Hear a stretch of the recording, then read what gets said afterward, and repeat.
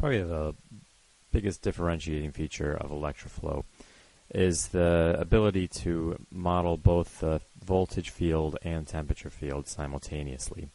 So it solves the voltage field while solving the temperature field and updating those properties. The electrical resistance is very closely tied to temperature, and so as the temperature increases, the resistance also increases, and that causes an increase in the amount of power that's dissipated from the Julian heating, the I squared or current squared times resistance heating that you get.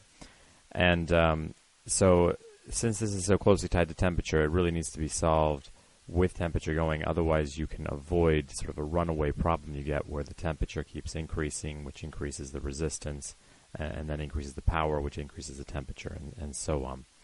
So we're just going to look at a quick video here. In this, we see a very simplistic model, 3 current boundary conditions set with 100 amps coming through in a simple bus bar, and then a fixed voltage boundary condition.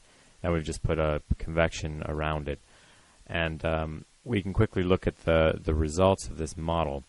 You can see the temperature field, but more importantly, we can see the voltage field here, how the voltage is changing, and there's no extra resistors or anything like that in here, no extra boundary conditions. This is just looking at the current.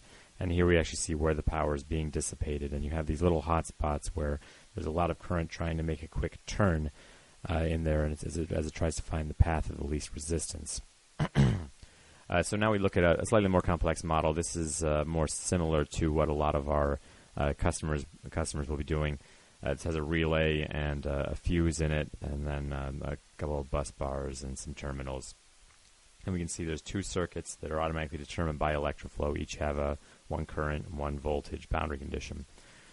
And you can take through this tool, you can go through and make groups from each circuit. So later on you can post-process on those, or while you're modeling you can simplify your model as we will here, and we'll just look at this one region. So we're only going to look at the circuit going through the contact of the fuse, and then through to the contact of the relay, and then through to the fuse. And here you can see that model, and we have that colored in kind of in a yellowish color, and then here we have an orange color for this other circuit, which is a smaller circuit that's just going through the coil of the relay. So it'll go through and make sure that you have the appropriate boundary conditions applied to each circuit, make sure that you don't have any shorts for different circuit regions. So the software is very powerful and really designed for setting this up. As I mentioned, this is our main feature and has been for over 10 years. So in the model, we have convection boundary conditions for the external convection as well as radiation. So we're doing CFD and a radiation network inside. And then we have the current and the voltage, and then some thermal and electrical resistances for the contacts between the terminals. And that's all we have. We don't have any heat in the model. The heat's all coming from the electrical solve. So in these yellow lines, the links that you see, they're actually defined by resistance boundary conditions here. The resistance functions is a function of temperature, and it'll take that and multiply it by the square of the current, and that'll determine the heat. And so here we actually see the link definition.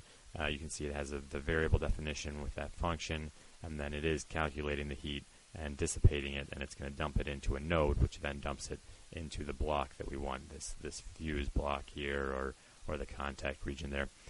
You could also not calculate the heat for the links if you instead want to just put in a power function if you already know what the power is going to be, or you don't know what the resistance would be for that power.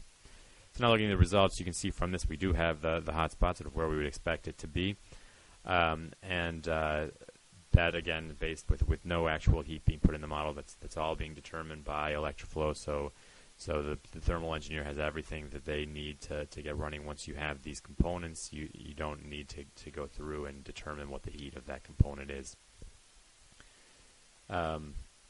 So here we can look at all of the conductors, and we're looking at a voltage plot, and you can see how the voltage is changing as it goes through, specifically when it jumps over those links which have the higher resistance. It has a decent drop to it, and that of course that's what's creating our heat as it flows through. Okay, Okay, so this is another little node file here, and this shows us the heat that's being generated in these nodes, and you can see the heat being dumped in there. So we have 6 watts being dumped into the main relay fuse.